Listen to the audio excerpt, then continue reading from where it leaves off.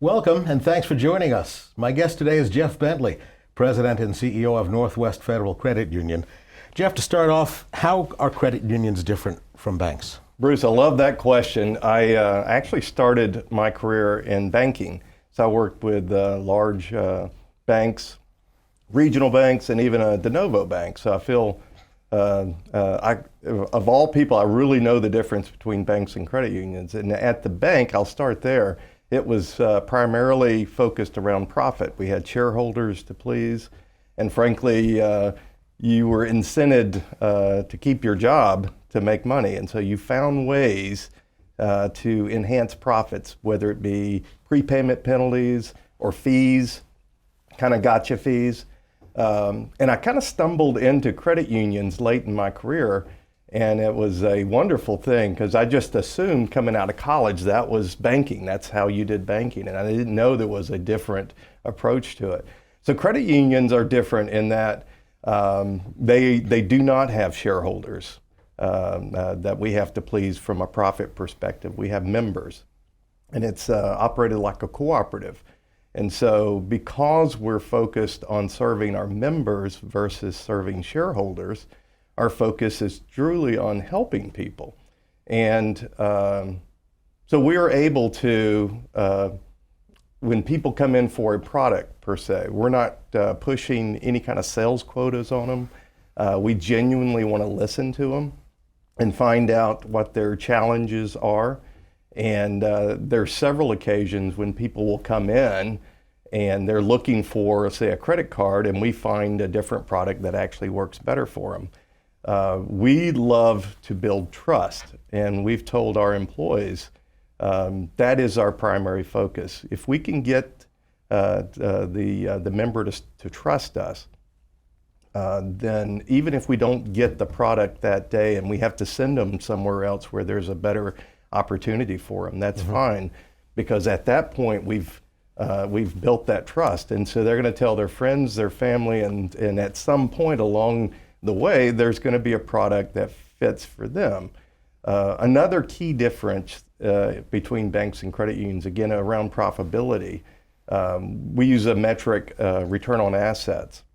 And at the bank, you had to be at least 1% or higher on return in order to keep your job, but certainly you were incented to do a whole lot more than that. So you still have to be profitable. You do. We're not for profit, but we're not against it, right? I mean, you got to have money, you got to have the resources to stay up with technology, obviously pay people and hire the right talent. But our focus is not on 1% or higher return on assets. It's more like 65 basis points. So almost half of the goal. And an interesting story, we were doing our budget for this year with our board. And early into the process, we didn't have all the expenses plugged in, and our profit number came in really high. And most people would assume that's a good thing.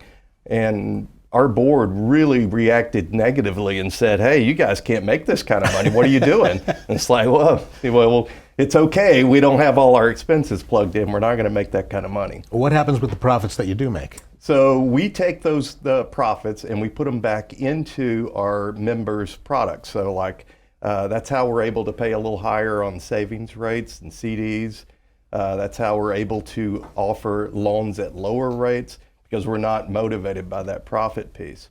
And a lot of people don't understand the issue with penalties and fees, like a prepayment penalty. If you pay your loan off and it's with a bank, there's a good chance you're going to be paying a pretty good sizable percentage of a prepayment penalty. Well, we don't do that.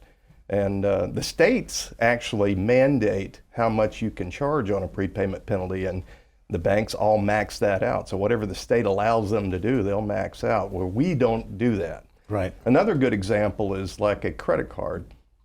Most credit cards are in the 25-30% range and higher, right?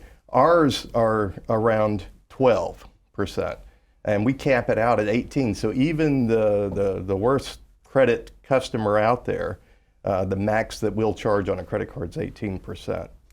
Is there a definable difference between a customer at a bank and a member of a credit union?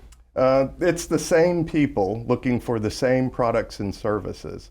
And that's kind of the misnomer too. A lot of people will look at a credit union and think, well, they're small, they don't have the products or services that I need, they probably don't have the expertise. And so for this situation, this very important situation for this person, maybe I need to go to a bank. And it's just not true. We have every product, service that any bank offers. We compete with all the major players. We compete with other credit unions. So if you were to look at banks and credit unions across the board, 5 years ago, there were 10,000 banks or 10,000 credit unions. Today, there's 5,000 banks, 5,000 credit unions. Consolidation is happening in our industry. And the average credit union is about less than 100 million in assets. We're about 5 billion in assets. So on the credit union world, we're in the top 60 credit unions out of the 5,000 in the country. So I can say honestly that we do everything that any lender out there could do, any financial institution. At 5 billion, we're not going to make the list of the top 100 banks. If you wanted to be on that list, say a Citibank or B of A, you'd have to be about 40 billion in assets. So we're not 40 billion, but what 5 billion allows us to do is have all the products and services that you need, but we're small enough and very nimble to have that interaction with our member and really focus again on helping versus pushing product or trying to maximize our profits. Last few months, we saw a couple of banks run into some trouble. The depositors were protected. Are they protected in credit unions as well? They are. So the banks have FDIC insurance, $250,000 maximum, and credit unions have NCUA insurance, $250,000 maximum. And so it's identical. And you'll find that across the board for the most part between the FDIC and the NCUA. We're regulated very similarly. Anything else you want to add about the difference between credit unions and banks? What makes credit unions stand out? Well, I will say the interesting piece of the Silicon Valley Bank was that 97% of their depositors were over the $250,000 limit. And so people started panicking, were very concerned about the banking industry. And that's kind of very unusual. Like for us, we have about 16% of our depositors that are over that $250,000 limit.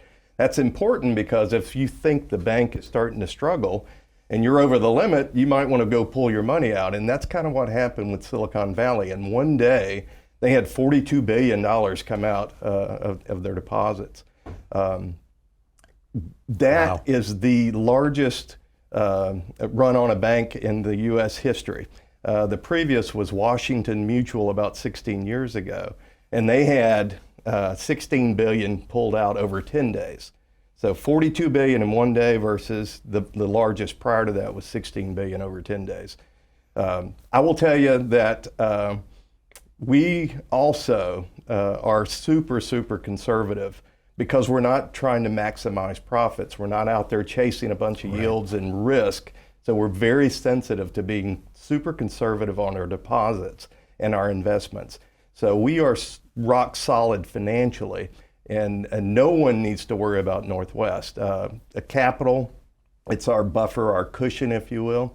To be a well-capitalized bank or credit union, you got to be 7% capital or higher. We're sitting at 12%. So we're in fantastic shape. Is that $250,000 limit applicable to each depositor or each account? It's the depositor, but there are certain ways that you can add accounts and stretch it out.